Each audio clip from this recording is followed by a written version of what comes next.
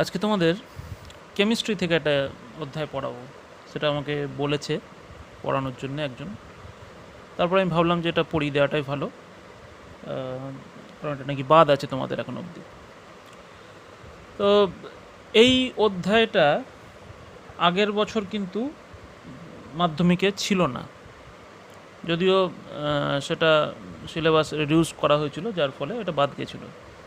কিন্তু এই চ্যাপ্টারটা কিন্তু খুব ইম্পর্ট্যান্ট এবং এটা পড়ে রাখাটা খুব দরকার, কারণ এটার যারা বিশেষ করে সায়েন্স নিয়ে পড়বে পরবর্তীকালে, এটা একটা বিরাট রোল আছে এখানে অর্গানিক কেমিস্ট্রির। এবং একটা ক্লাস 12-এ দেখবে বেশিরভাগ একটা অর্ধেক পোর্শনই প্রায় অর্গানিক কেমিস্ট্রির ওপরে। যদিও অর্গানিক কেমিস্ট্রি নিয়ে তোমাদের কোনো ধারণা সেভাবে নেই, খুব একটা হয়তো তোমরা পড়োনি, দু একটা নাম শুনেছো হয়তো, এই টার্টারিক অ্যাসিড, অ্যাসিডিক অ্যাসিড, এইসব দু একটা নাম শুনেছো হয়তো বড়জোর। কিন্তু জিনিসটা কী বা কী তাদের কার্যকারিতা, কী তাদের ধর্ম, এগুলো সম্পর্কে কিছুই জানো নি। আমাদের এখানেও খুব যে বেশি আছে তা নয়, আছে যেটুকু আছে আমি সেটুকু আউটলাইন বরাবর পড়াবো। এবং আমি বলবো যে খুব ভালো করে ক্লাসটা ফলো করো, তোমরা এটা থেকে কিন্তু শিখতে পারবে, কারণ এটা নিজে নিজে পড়ে দেখবে খুব বেশি কিছু পাবে না, পারবে না নিজেরা বুঝতে। তো একটু দেখা দরকার, কারণ বাইরে থেকে দেখলে মনে হবে বোধহয় খুবই জটিল জিনিসগুলো, এত বড় বড় সংকেত, এত বড় বড় আমরা অর্গানিক মানে ইনঅর্গানিক কেমিস্ট্রি যেটাকে বলি আর কি, অজৈব রসায়ন যেটাকে বলি ইনঅর্গানিক কেমিস্ট্রি, সেখানে আমরা যেগুলো দেখেছি তোমরা এতদিন অবধি যা পড়েছো, নাইট্রোজেন, অক্সিজেন, হাইড্রোজেন, এই সব গ্যাস নিয়ে তাদের ধর্ম, তাদের কি কি ইকুয়েশান করে, প্র্যাকটিক্যালি তাদের যে সংকেত, আণবিক সংকেত যেটা দেখতে পাও তোমরা, হাইড্রোজেন, H2, অক্সিজেন বা H2O, জল, এগুলো তোমরা দেখে অভ্যস্ত। কিন্তু এখানে যে জিনিসগুলো দেখবে, এখানে আমাদের কাছে আণবিক সংকেতটা খুব একটা গুরুত্বপূর্ণ জিনিস নয়। এখানে আমাদের কাছে গুরুত্বপূর্ণ জিনিস হচ্ছে গঠন সংকেত, ঠিক আছে? গঠন সংকেত বলে একটা জিনিস আছে, কারণ আণবিক সংকেত, একই আণবিক সংকেতেরও আমরা একাধিক যৌগ দেখতে পাবো, কিন্তু তাদের গঠন সংকেত আলাদা, কারণ গঠনটা না দেখলে আমি কিন্তু বুঝতে পারবো না যে সে অ্যাকচুয়ালি জিনিসটা কী, আণবিক সংকেত থেকে বলা যাবে না। তো দেখি, চলো বেশি ভূমিকাটা না বাড়িয়ে আমার মনে হয় একটু এগিয়ে যায়, আস্তে আস্তে সবই প্রশ্নের উত্তর তোমরা পাবে, যতটুকু তোমাদের এই সিলেবাস আছে সেটুকুই বলবো, তার বেশি বাড়তি কথা বলে লাভ নেই। তো দেখা যাক। তো জিনিসটা হচ্ছে যে প্রথমত জৈব যৌগ কাকে বলে, তোমাদের জৈব কথাটা শুনলেই প্রথমেই মাথায় যেটা আসে সেটা হচ্ছে যে কার্বন। তারপর কার্বন অবশ্যই আছে তার মধ্যে, এবং কার্বন থাকলেই সেটাকে আমি জৈব বলতে পারবো, আদারওয়াইজ অজৈব। এখন তার মানে তোমরা জলীয় বাষ্প পড়েছো, জল পড়েছো, বা নাইট্রোজেন ডাইঅক্সাইড, এই যে জিনিসগুলো তোমরা পড়েছো, সালফিউরিক অ্যাসিড বা হাইড্রোক্লোরিক অ্যাসিড, এরা সবাই অজৈব, আমরা জানি অজৈব যৌগ, এখানে কার্বনের কোনো ব্যাপার নেই, তাই এগুলোকে আমরা অজৈব বলে দিতে পারি এক ঝটকায়। কিন্তু কার্বন থাকলেই যে সেটাকে জৈব যৌগ বলবো, সেটাও কি বলা যায়? যেমন ধরো CO2, এই যৌগটার সঙ্গে তোমরা পরিচিত, কিন্তু সেটা অজৈব রসায়ন প্রত্যেকেই পড়েছো, অর্থাৎ ইনঅর্গ্যানিক। আর এটা কিন্তু জৈব যৌগের মধ্যে আমরা ধরি না, যদিও কার্বন আছে, কিন্তু কার্বন জৈব আমরা জানি, কিন্তু এটাকে আমরা ইনঅর্গ্যানিক ধরি না। এখানে জৈব যৌগতে কার্বন অবশ্যই একটা উপাদান হতে হবে, ঠিক কথা, ঠিক আছে, এবং তার সাথে হাইড্রোজেনও থাকতে হবে, এই দুটোকে থাকতে হয়, এবং এদেরকে একত্রিত আমরা ওই জন্য বলি হাইড্রোকার্বন ইংরেজিতে, ঠিক আছে, হাইড্রোকার্বন, এই দুটো জিনিস থাকতেই হবে, তবেই জৈব যৌগ হবে, আদারওয়াইজ হবে না। তো এটা কিন্তু অর্গানিক কম্পাউন্ড নয়, ঠিক আছে। আচ্ছা, এবার কার্বনই কেন বেছে নেওয়া হলো সেটা একটু দেখতে হবে, কারণ কার্বনের কিন্তু একটা বিশেষ গুণ আছে, সেই গুণটা হচ্ছে যে সে শৃঙ্খল তৈরি করতে পারে, তার চেন তৈরি করতে পারে, একটার সঙ্গে আর একটা বন্ড করে করে করে করে একটা চেন আকারে একটা বৃহৎ শৃঙ্খল তৈরি করতে পারে, ঠিক আছে। এই যে ধর্ম, এই ধর্মটাকে বলা হয় ক্যাটিনেশন ধর্ম, এটা কার্বনের মধ্যে আছে, যার ফলে অন্য কোনো মৌল কিন্তু এই ধরনের একটা আলাদা মানে শ্রেণী তৈরি করতে পারেনি, যেটা কার্বন পেরেছে। লক্ষ লক্ষ জৈব যৌগ রয়েছে, অসংখ্য। অর্গ্যানিক তোমরা এতদিন পড়েছিলে, যখন তোমরা, আমি যতদূর মনে পড়ছে, তোমরা ওই মৌলিক পদার্থ আর যৌগিক পদার্থের পার্থক্য পড়তে, সেখানে একটা কথা পড়তে যে মৌলিক পদার্থ হচ্ছে নির্দিষ্ট, ওই 110, 112, 113, কিন্তু যৌগিক পদার্থ কিন্তু অসংখ্য হয়। যদিও ইনঅর্গ্যানিক যে কম্পাউন্ড যেগুলো অর্থাৎ অজৈব যৌগ যেগুলো সেগুলো কিন্তু অসংখ্য হয় না, তারও কিন্তু একটা সংখ্যা আছে, যেটা কিন্তু যতটা আমরা বিশাল ভাবছি তা কিন্তু নয়। যে ওই 110টা বা 9টা মৌল দিয়ে যে বিশাল সংখ্যক তৈরি হতে পারে তা কিন্তু নয়, সেটাও কিন্তু একটা নির্দিষ্ট আমাদের রেঞ্জের মধ্যেই, যে হ্যাঁ এই যৌগ তৈরি হতে, সবাই সবারই সঙ্গে যৌগ তৈরি করে না, ঠিক আছে। সো তার রেঞ্জটা কিন্তু, তার যে নাম্বারটা সেই মানে অজৈব যৌগর যে সংখ্যাটা কিন্তু খুব বেশি নয়। হ্যাঁ বেশি অবশ্যই, মৌলের থেকে অবশ্যই বেশি, কিন্তু খুব বিশাল কিছু বেশি নয়, অসংখ্য নয়। কিন্তু জৈব যৌগ, যেটাকে আমরা অর্গ্যানিক কম্পাউন্ড বলছি, জৈব যৌগ, তার সংখ্যার কিন্তু কোনো শেষ নেই। কারণ এটা আমরা একটু পরেই বুঝতে পারবো, এখন দিতে গেলে মুশকিল আছে। কিভাবে এই জৈব যৌগগুলো ফর্ম করছে সেটা দেখলেই বুঝতে পারবো যে এর সংখ্যার কোনো শেষ হতে পারে না, এর দীর্ঘ থেকে দীর্ঘতর হয়েই যাবে, ঠিক আছে। কাজে জৈব যৌগের সঙ্গে অজৈব মানে তোমার জৈব, সেটার যে পার্থক্য সেটা কিন্তু খুব ইম্পর্টেন্ট। তোমাদের বইয়ে প্রত্যেকটা বইই আছে, একটু দেখবে বইটা, আমি একটু উল্লেখ করে দিচ্ছি শুধু। সেটা হচ্ছে যে অর্গ্যানিক কম্পাউন্ড আর ইনঅর্গ্যানিক কম্পাউন্ড, অর্থাৎ অজৈব যৌগ এবং জৈব যৌগ, এদের মধ্যে যে পার্থক্য। জৈব যৌগের ব্যাপারটা হচ্ছে, জৈব যৌগ আমরা জানি যে এদের গলনাঙ্ক স্ফুটনাঙ্কগুলো খুব একটা বেশি হয় না, খুব অল্প স্বল্প হয়। স্পিরিট বা অ্যালকোহল যেগুলো আমরা দেখি খুব বেশি এদের হয় না, কিন্তু অল্প টেম্পারেচারে এরা কিন্তু বাষ্পীভূত হয়ে যায়। এবং ন্যাপথলিন বা কর্পূর এসবগুলো দেখে থাকি, সেগুলো সবই কিন্তু এরকম। এমনি অনেক সময় খোলা বাতাসে রেখে দিলে এমনি উড়ে যায়, আবার হয়তো 60, 40 এই রকম টেম্পারেচার, 60-70 এর মধ্যেই সব মানে স্ফুটনাঙ্কে পৌঁছে যায় আর কি, বাষ্প হয়ে যায়। কিন্তু জৈব যৌগগুলো কিন্তু, এই অজৈব যৌগ যেগুলো সেগুলো কিন্তু গলনাঙ্ক স্ফুটনাঙ্ক অনেক বেশি হয়, ঠিক আছে। এবং গলনাঙ্ক হ্যাঁ মাইনাসের দিকে বা নিচের দিকে দেখতে গেলে সেরকমভাবেই বেশি হবে।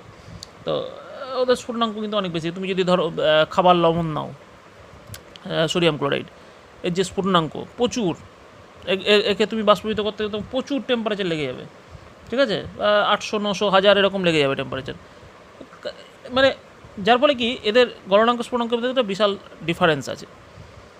নেক্সট কি না, জৈব যৌগগুলো সাধারণত জলে খুব একটা দ্রাব্য হয় না, এরা জৈব দ্রাবকে মধ্যে দ্রবীভূত হয়, জলে খুব একটা দ্রাব্য হয় না। তুমি যদি দেখো কর্পূর বলো বা তুমি ন্যাপথলিন বলো বা এই সমস্ত জিনিস, আমি সব বলছি না, বারে বলছি সব বলছি না আমি, সাধারণত ম্যাক্সিমাম যারা, তারা কিন্তু জলে খুব একটা দ্রবীভূত হয় না। হ্যাঁ কেউ হয়, হয়তো ব্যতিক্রমী আছে কিছু, কিন্তু সবাই বেশিরভাগই হয় না।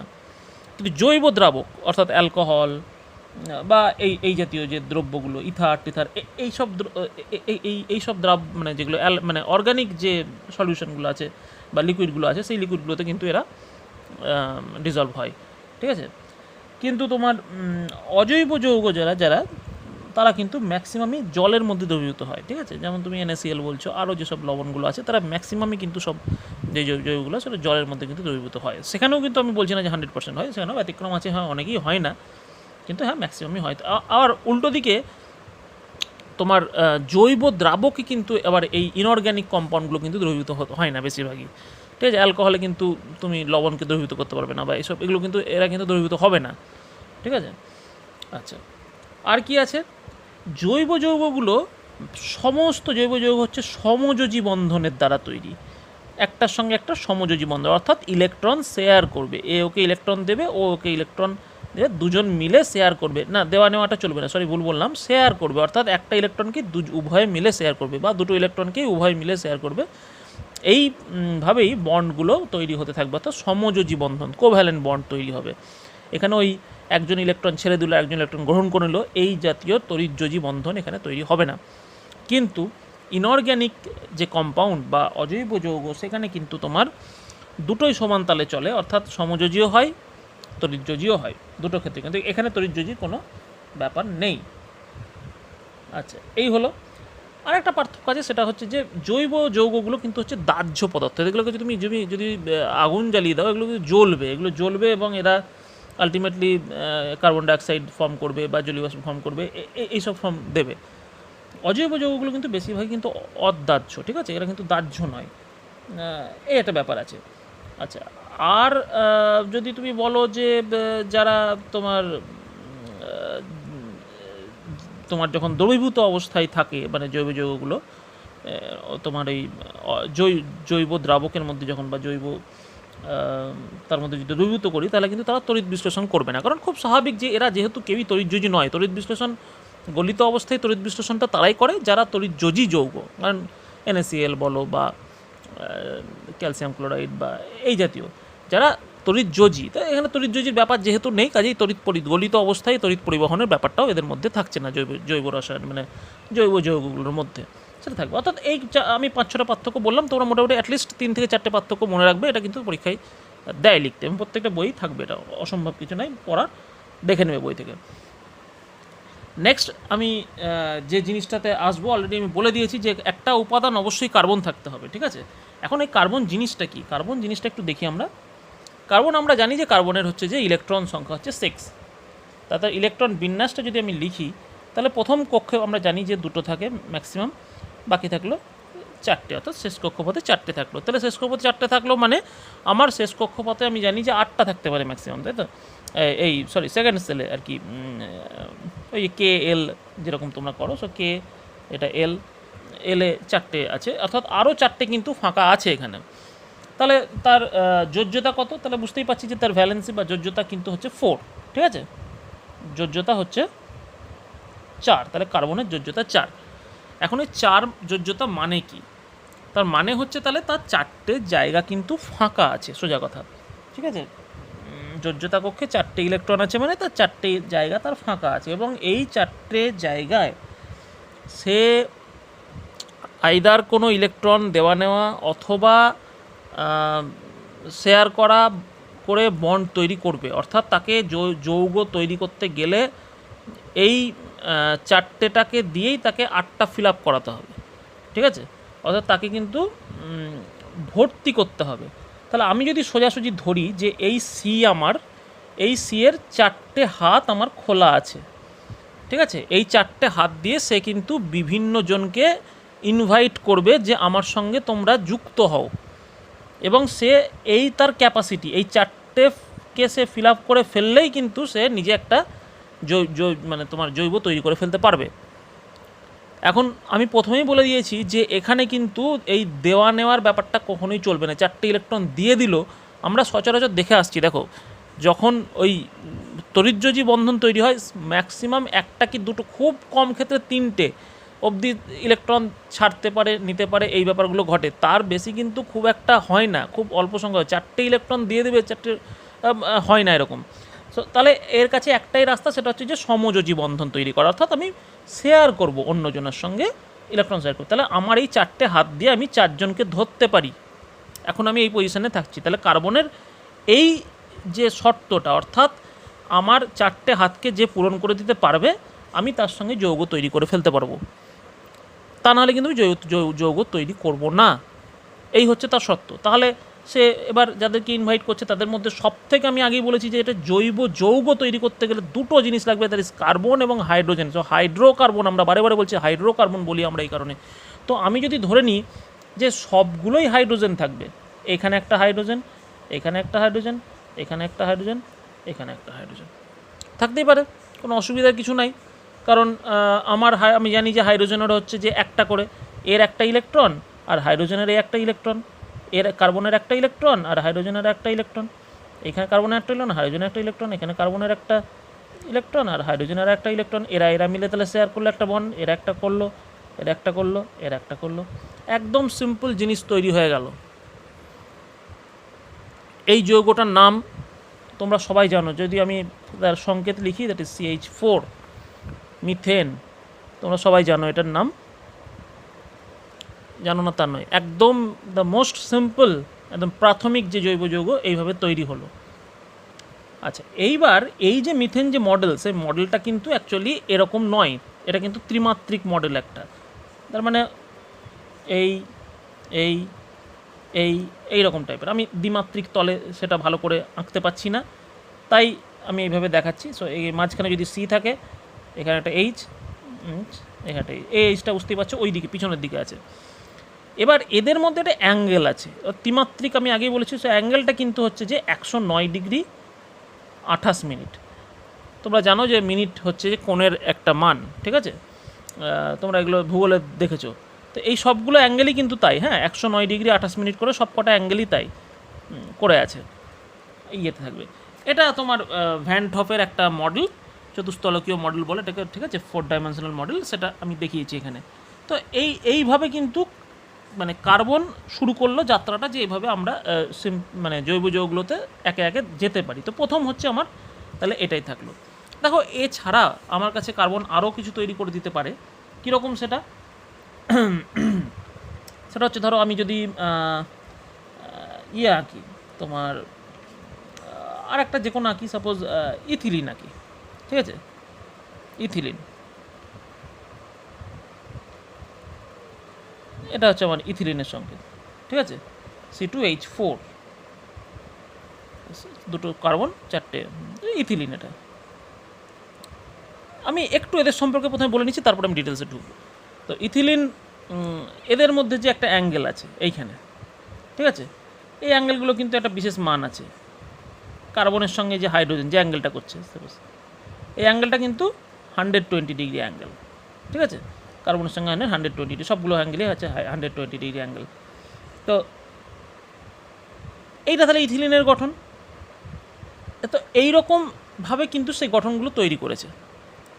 তাহলে দেখো এখানে একটা মজার জিনিস দেখতে পাচ্ছি, যে কার্বনের সঙ্গে কার্বনের দুটো বন্ধনী দ্বারা যুক্ত হয়ে আছে। এখন একটা কার্বন পরমাণু আছে, আমি আগেই বলেছি তার চারটে হাত থাকবে, অর্থাৎ চারটে বন্ধনী তার থাকবে। এদিকে একটা বন্ধন যেটা হাইড্রোজেনের সঙ্গে যুক্ত হয়েছে, এদিকে আর একটা সেটা হাইড্রোজেনের সঙ্গে যুক্ত হয়েছে, বাকি দুটো কার্বনের সঙ্গে যুক্ত হয়েছে, অর্থাৎ তার অষ্টক পরিপূর্ণ হলো। এই কার্বনটার ক্ষেত্রেও একই জিনিস, এখানে দুটো চলে গেছে আর দুটো হাত এখানে চলে গেছে, সো তারা একটা বন্ড তৈরি করেছে এবং তারপর ইথিলিন তৈরি করেছে। তাদের মধ্যে কত অ্যাঙ্গেল হবে সেটা আমি গঠন থেকে বলতে পারছি। তো এই হলো তার মডেল।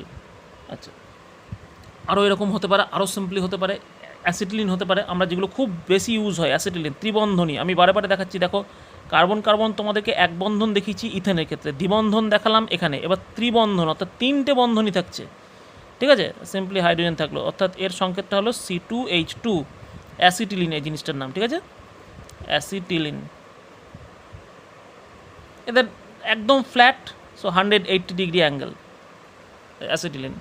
এগুলো খুব আমি আরও অন্যান্য জায়গাতে যাব। হ্যাঁ, তোমাদেরকে এই অ্যাঙ্গেলগুলো সবার ক্ষেত্রে মনে রাখতে হবে তা কখনোই নয়, এই জাস্ট এগুলো খুব কমন নেম এবং খুব ইউজফুল, খুব বেশি ইউজ হয় বলে আমরা এগুলো শুধু একটু বলে রাখছি, ঠিক আছে, যাতে জিনিসটা বোঝা। তাহলে তোমরা একটা জিনিস বুঝতে পারছো এখান থেকে, আর একটা জিনিস, যে আমি যে অ্যাঙ্গেলের কথাগুলো বললাম, অর্থাৎ যে কার্বনের যে গঠন সংকেত মানে জৈব যৌগগুলোর, সেখানে কিন্তু একটা 4 ডাইমেনশনাল একটা স্ট্রাকচার সেখানে কিন্তু থাকে। এটা কিন্তু কোনো ফ্ল্যাট বা একটা প্লেনের উপর বা 1 ডাইমেনশনাল ছবি নয় কিন্তু, ঠিক আছে, এটা 4 ডাইমেনশনাল পিকচার, অর্থাৎ 3 ডাইমেনশনাল একটা তোমার ইয়ে থাকবে, অর্থাৎ এদিক ওদিক ওদিক সব দিকেই থাকবে। আচ্ছা, এবার যেটা বলবো সেটা হচ্ছে যে এক বন্ধন দ্বিবন্ধন এই জিনিসটা কি। এইখানে দুটো শব্দ আসছে, একটা হচ্ছে যে সম্পৃক্ত জৈব যৌগ, সম্পৃক্ত আর অসম্পৃক্ত, ঠিক আছে, সম্পৃক্ত আর অসম্পৃক্ত জৈব যৌগ, হাইড্রোকার্বন, আমি HC লিখছি শর্টে, দ্যাট ইজ হাইড্রোকার্বন। সম্পৃক্ত জৈব যৌগ আর অসম্পৃক্ত জৈব যৌগ এই জিনিসটা কি, এই দুটো জিনিস। তো সম্পৃক্ত জৈব যৌগ হচ্ছে যে যখন কার্বন কার্বনের মধ্যে এক বন্ধনী থাকবে, ঠিক আছে, কার্বন আর কার্বনের মধ্যে যখন এক বন্ধন থাকবে তখন আমি সেটাকে সম্পৃক্ত জৈব যৌগ বলবো। আর অসম্পৃক্ত জৈব যৌগ বলবো যদি কার্বন আর কার্বনের মধ্যে দ্বিবন্ধনী অথবা কার্বন আর কার্বনের মধ্যে ত্রিবন্ধনী থাকে, তবেই হবে। দেখো এখন তোমরা প্রশ্ন করবে, স্যার তাহলে চতুর্থ বন্ধনী হতে পারে না, 4টে বন্ধনী সি আর সি এর মধ্যে হতে পারে না, কারণ 4টে বন্ধনী যদি কার্বনে কার্বনে চলে যায় তাহলে আমি আগেই বলেছি যে একটা করে হাইড্রোজেন থাকতে হবে, সেই হাইড্রোজেনগুলো কোথায় ঢুকবে, ঢোকার কোনো জায়গা নেই। কারণ 4টে বন্ধনী সে এখানে ফিল আপ হয়ে গেল, সো এটা সম্ভব না। এটা হতে পারে, এটা হতে পারে, ঠিক আছে। এখানে কি হতে পারে না, এই কার্বন পরমাণুটা দেখো দুটো বন্ধনী ইউজড হয়ে গেছে, আরও দুটো খোলা আছে, সো আমি দুটো H ঢুকিয়ে দিলাম, এটা ক্ষেত্র তাই, এখানে একটা H, এখানে আমি বলছি না যে Hই ঢুকবে, অন্য কিছু ঢুকতে পারে, এক্ষেত্রেও তাই, দেখো 3টে ইউজড হয়ে গেছে, একটা করে ফাঁকা আছে, সো একটা এইচ, এখানে একটা এইচ। আমি বলছি না কখনোই যে এইচে ঢুকবে, অন্য কিছু ঢুকতে পারে কিন্তু, হ্যাঁ। সো মানে ফিল আপ করতে হবে মোট কথা। কিন্তু এখানে দেখো যদি 4টে বন্ধনই কার্বন কার্বনে হয়ে যায় তাহলে কিন্তু আর হাইড্রোজেন ঢোকার কোনো জায়গা নেই। সো এটা সম্ভব না, অর্থাৎ ম্যাক্সিমাম আমি ত্রিবন্ধনীও দিয়ে যেতে পারি, দ্বিবন্ধনী ত্রিবন্ধনী।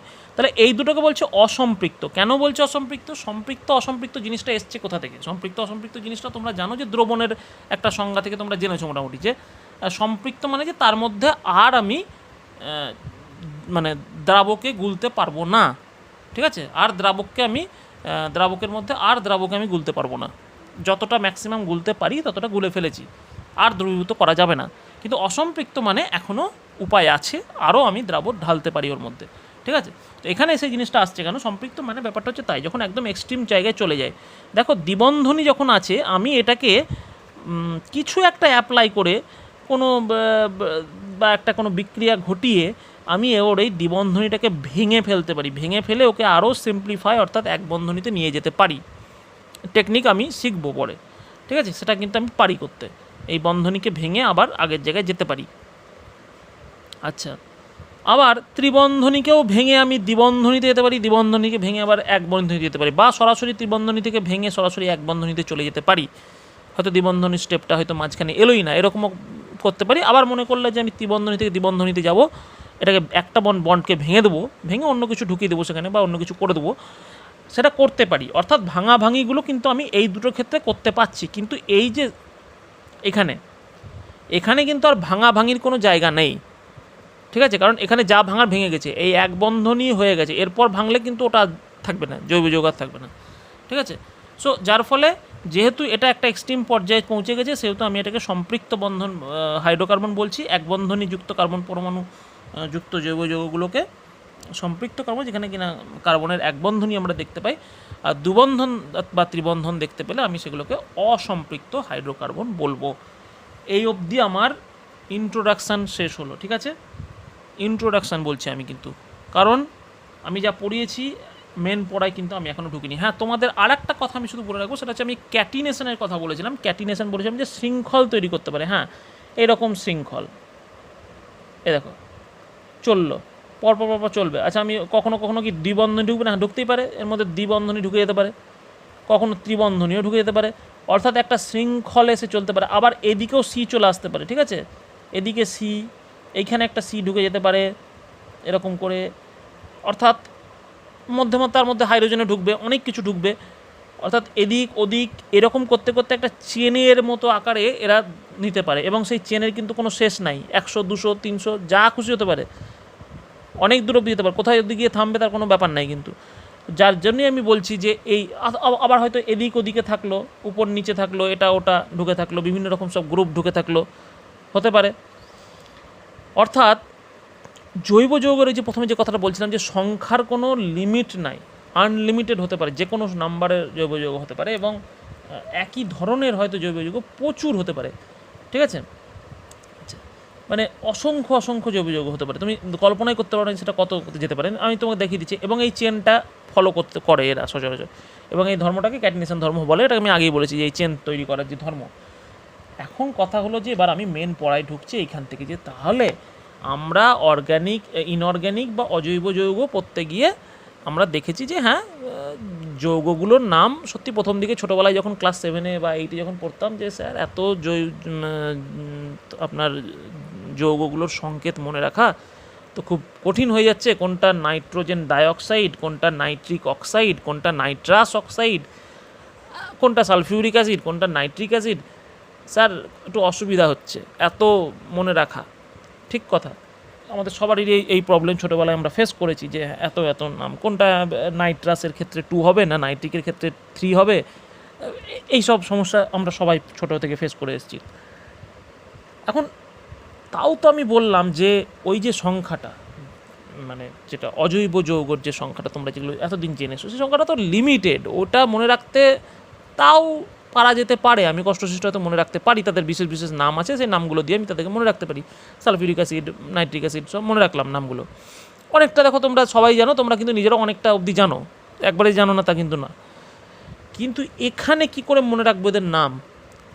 যে লক্ষ লক্ষ জৈব যৌগ যেখানে ঢুকে আছে, কোটি কোটি জৈব যৌগ যেখানে ঢুকে আছে সেখানে তাদের নাম আমি কী করে মনে রাখবো? এই দুটো জানতে পারি, ethane, methane, ethylene, acetylene, acetic acid, citric acid বা বেঞ্জিন, কিছু জানলাম, ঠিক আছে, কিন্তু এত জানবো কী করে? তাহলে এদের জানার কিন্তু এরকম কোনো নাম নেই, ঠিক আছে?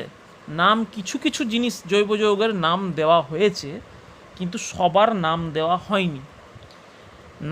হয়নি। পরিবর্তে এদের নামকরণের একটা পদ্ধতি বার করা হয়েছে। সেই পদ্ধতিটাকে বলা হয় IUPAC পদ্ধতি, ঠিক আছে?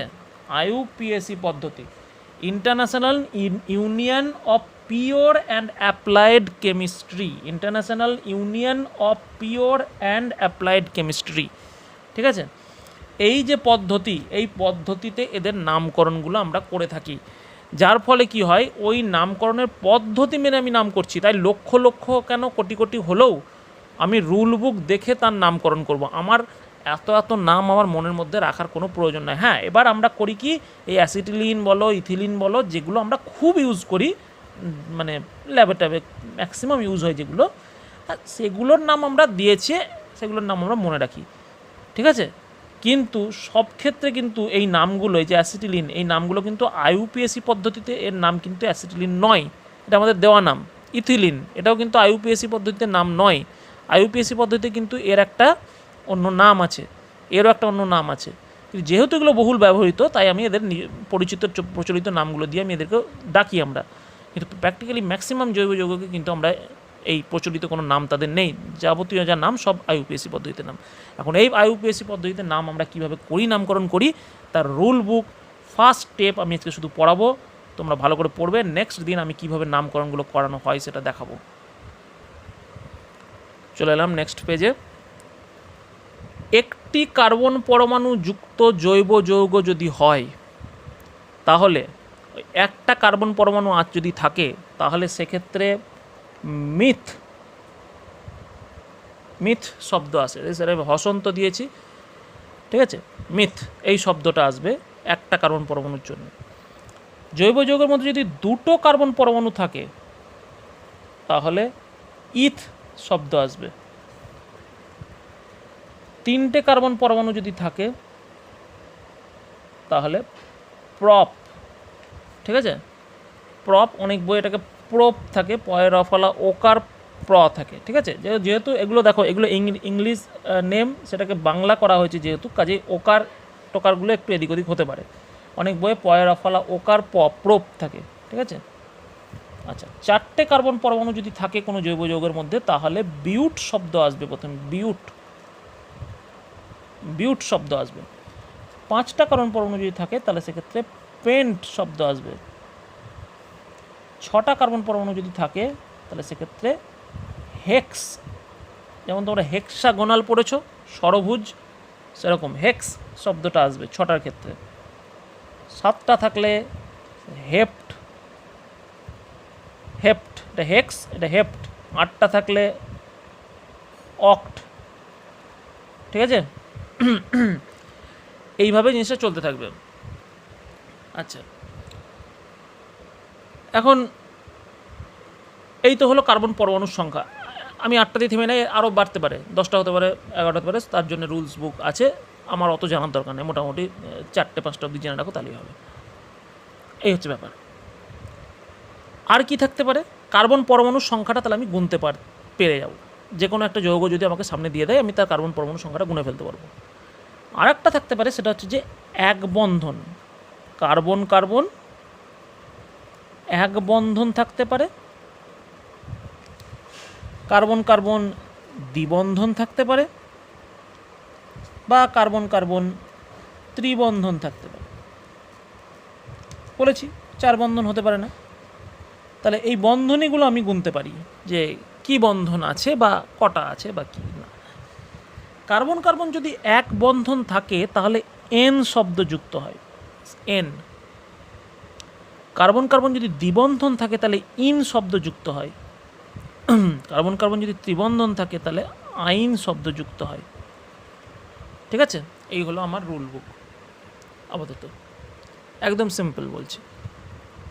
এইবার আমি একদম একটা ইয়েতে আসি, প্রথম যে কার্বন পরমাণু থাকলো একটা, তার 4টে হাত বা 4টে যোজ্যতা পূরণ করছে, একদম সিম্পল, অর্থাৎ 4টে হাইড্রোজেন।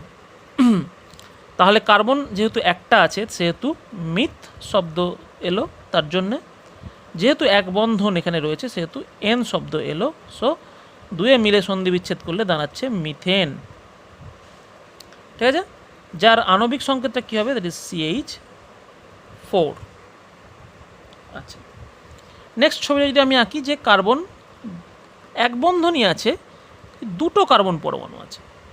ঠিক আছে, দুটো কার্বন পরমাণু আছে, যার মধ্যে একটাই বন্ধন আছে কিন্তু। আচ্ছা, তাহলে এর ক্ষেত্রে কটা করে এখনও খোলা থাকলো, আর 3টে খোলা থাকলো, এরও তাই 3টে খোলা থাকলো। এই 3টেতে আমি হাইড্রোজেনকে ঢোকালাম, সিম্পল দেখানোর জন্য করছি। ঠিক আছে, তাহলে এই কার্বন পরমাণুর 4টে যোজ্যতা ফিল আপ হয়ে গেল। দেখো 1 2 3 4, এই কার্বনটারও তাই 1 2 3 4, 4টে যোজ্যতা ফিল আপ হলো। এটা তারা শেয়ার করছে এই জায়গাটাতে। ঠিক আছে, 2 কার্বন মিলে শেয়ার করছে। তাহলে এক্ষেত্রে দুটো কার্বন পরমাণু আছে, তাহলে কী শব্দ হবে, ইথ শব্দ হবে। এক বন্ধন আছে, এন শব্দ হবে, সো ইথেন, নাম হলো ইথেন। ঠিক আছে, সংকেতটা কী হবে, C2, হাইড্রোজেন কটা আছে দেখো 6টা আছে, সো H6। আচ্ছা, এবার যদি আমি কার্বন কার্বন এক বন্ধন 3টে কার্বন পরমাণু নিলাম, ঠিক আছে, অষ্টক পূরণ করি। প্রথম কার্বনের অষ্টক পূরণ হয়ে গেল, দ্বিতীয় কার্বনের অষ্টক পূরণ করবে, দুটো ফিল আপ হয়ে গেছে অলরেডি, সো দুটো দিলেই হবে। এখানে একটা H, এখানে একটা H, অষ্টক পূরণ হয়ে গেল। এরও ক্ষেত্রে 3টে, অর্থাৎ H H H, তাহলে অষ্টক পূরণ হয়ে গেল। আচ্ছা, এক্ষেত্রে 3টে কার্বন পরমাণু, সো নাম হচ্ছে প্রপ, প্লাস এক বন্ধন আছে তাই N, সো প্রপেন। সংকেতটা দেখো C3, C3, H কটা আছে, 1 2 3 4 5 6 7 8, H 8টা। ঠিক আছে, এখন এই যে ethane, methane, methane, ethane, propane, এরপর আসবে butane, pentane, hexane, heptane, octane, পরপর আসতে থাকবে।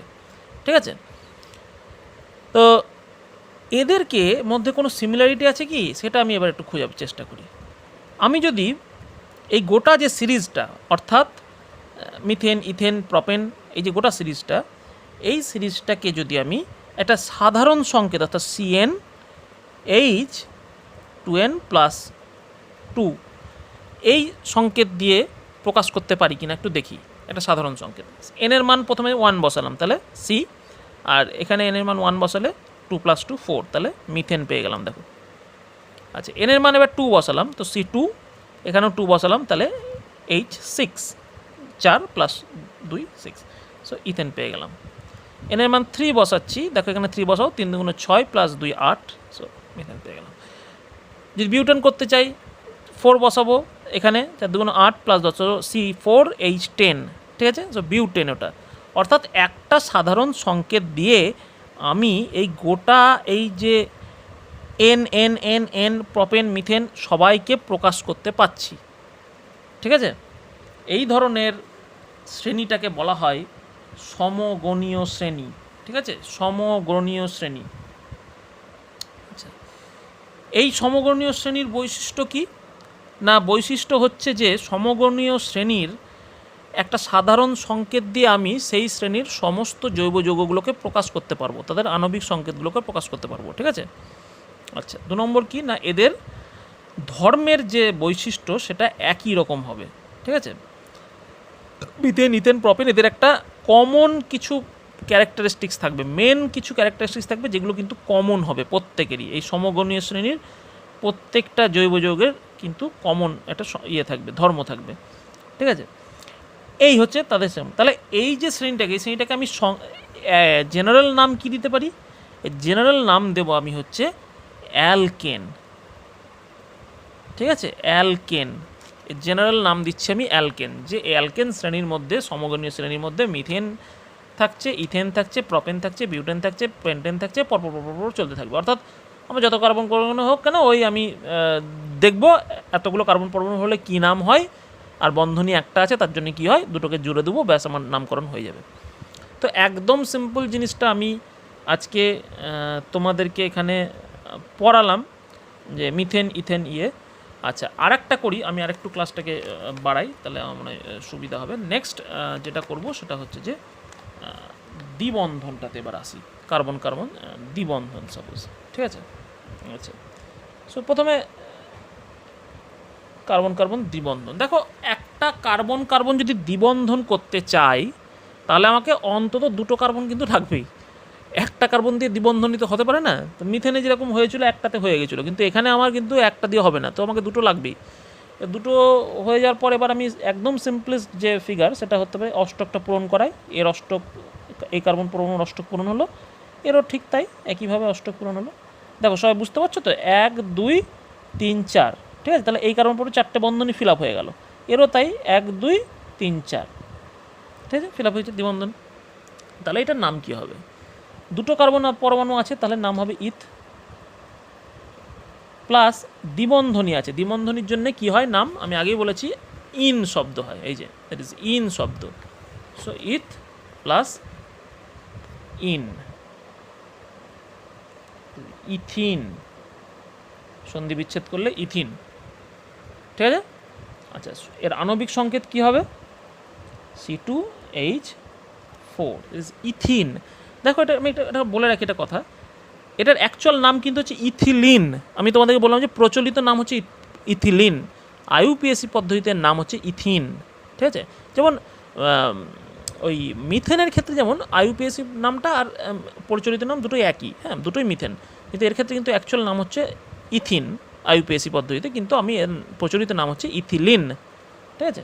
আবার লিখে দিই ইথিলিন। আচ্ছা, সো C2H4। নেক্সট যদি আমি আসি, তাহলে কী করব, প্রপিন করি। আচ্ছা ঠিক আছে, প্রপিন করছি, ঠিক আছে।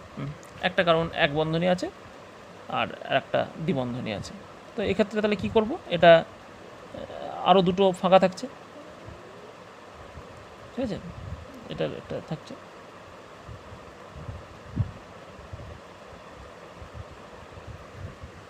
আচ্ছা, সরি, আমার একটু ডিস্টার্ব হলো ফোনটা। তাহলে আমি অষ্টক পূরণ করতে পেরেছি সবগুলোরই। দেখো, এটারও 4টে হয়ে গেছে, ভালো করে দেখে নেবে কিন্তু, হ্যাঁ, তাহলে কিন্তু ভুল হয়ে যাবে, যে কোনোটাই যেন অষ্টক পূরণ হয়নি এরকম যেন আনফিল্ড থেকে গেছে, এরকম যেন না হয়, যেন এর 3টে হয়ে গেছে, এরও হয়ে গেছে, না কোথাও ভুল হচ্ছে, আমার ভুল হচ্ছে। দেখো দেখো দেখো, এখানে দুটো হবে না কিন্তু, সরি, এটা দুটো হবে না, এর কিন্তু অলরেডি হয়ে গেছে 1 2 3, এই হাইড্রোজেনটা হবে না, দেখেছো তো, এটা হলো ভুল হয়ে যেত কিন্তু আমার সংখ্যাটা। তাহলে এর ক্ষেত্রে কি হলো, 3টে কার্বন পরমাণু আছে, 1 2 3, সো প্রপ শব্দ আসছে।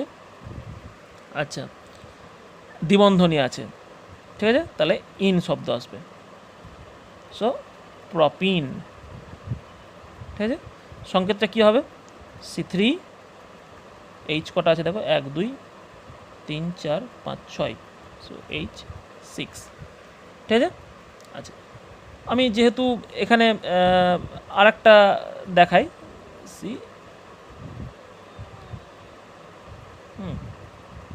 আচ্ছা, এখানে তাহলে আমি এর অষ্টকটা পূরণ করি, কারণ এর 3টে হয়েছে, আর একটা দিলেই হয়ে গেল, ব্যাস। আচ্ছা, এই যে কার্বন পরমাণুটা, এর দেখো এদিকে 3টে হয়ে গেছে, এদিকে একটা হয়ে গেছে, কাজে আর হাইড্রোজেন কিন্তু এ নেবে না। এর ক্ষেত্রে থাকলো এদিকে একটা, এদিকে একটা, এর ক্ষেত্রে 3টেই থাকবে, একটা একটা, দেখো সবগুলো হয়ে গেলো। আচ্ছা, 4টে কার্বনের জন্য বিউট শব্দ আসবে, ত্রিবন্ধনী, সরি ত্রিবন্ধনী করে দিলাম কেন, আচ্ছা দ্বিবন্ধনী করবো, সরি দ্বিবন্ধনী করছি, ঠিক আছে, ত্রিবন্ধনীটা পরে দেখাচ্ছি, দ্বিবন্ধনী করছি। তাহলে আর একটা হাইড্রোজেন ঢুকবে কিন্তু এখানে, ঠিক আছে, এর ক্ষেত্রে তাহলে আর একটা হাইড্রোজেন ঢুকবে, দুটো, ঠিক আছে, বিউট যুক্ত ইন। ত্রিবন্ধনীটা আমি পরে দেখাচ্ছি, ঠিক আছে, আর দুটো এর কেস দেখায়, তারপর দেখাবো। So বিউট in. এখন তোমাদের তাহলে বিউটিন তৈরি হচ্ছে, বিউটিন, ঠিক আছে। বিউটিনের সংকেতটা কী হবে? C4H কটা আছে দেখো, 1 2 3 4, ও আচ্ছা, এখানে আর একটা ঢুকবে না, এটা ত্রিবন্ধনী করেছিলাম তখন ওই জন্য ঢোকেনি, কিন্তু আর একটা ঢুকলো। তাহলে 1 2 3 4 5 6 7 8, সো H8, বুঝতে পারলে তো? এটা দ্বিবন্ধনী ছিল বলে আমি এটাকে ফাঁকা রেখেছিলাম, কিন্তু দ্বিবন্ধনী করলে এখানে একটা ঢুকে যাবে, এখানে একটা ঢুকবে, এখানে একটা ঢুকবে, দুটোর ক্ষেত্রেই ঢুকবে। তাহলে এটা হলো। এখন তোমরা বিউটিন তার মানে, আচ্ছা তাহলে তোমরা একটা প্রশ্ন তোমাদের মনে জাগতে পারে এখানে, যে স্যার আপনি এই দ্বিবন্ধনীটাকে সবসময় ধারেই কেন রাখছেন এই শেষটার সঙ্গে? আপনি তো এটাকে এইখানেও দ্বিবন্ধনী দিতে পারতেন, এটাকে এক বন্ধনী দিয়ে এটাকে 2 দ্বিবন্ধনী দিতে পারতেন, অথবা এটাকে এখানে দিতে পারতেন, তাতে কী লাভ হতো? না, সেখানে একটা ব্যাপার আছে, সেখানে কিন্তু বিউটিনই বলবো, কিন্তু সেই বিউটিনটা একটা অন্য নাম আছে। যদি 2 নম্বর কার্বন পরমাণুর সঙ্গে যদি দ্বিবন্ধনীটা যুক্ত থাকে তাহলে 2 বিউটিন বলবো আমরা, ঠিক আছে? 2 বিউটিন, 2 একটা আগে লিখতে হবে। যদি 3 নম্বরটার সঙ্গে যদি যুক্ত থাকে তাহলে 3 বিউটিন লিখতে হবে, ঠিক আছে? এখানে আর যদি প্রথমটার সঙ্গে যুক্ত হয় তাহলে 1 বিউটিন লেখা হয়, তাহলে 1 বিউটিন আমরা লিখি না, সো বিউটিন লিখি এখানে সেটাই বলছি, 1 বিউটিন, 1টা আমরা লিখি না, তো সেক্ষেত্রে আমরা এই করি 2 অথবা 3 এইভাবে লিখি আমরা, ঠিক আছে?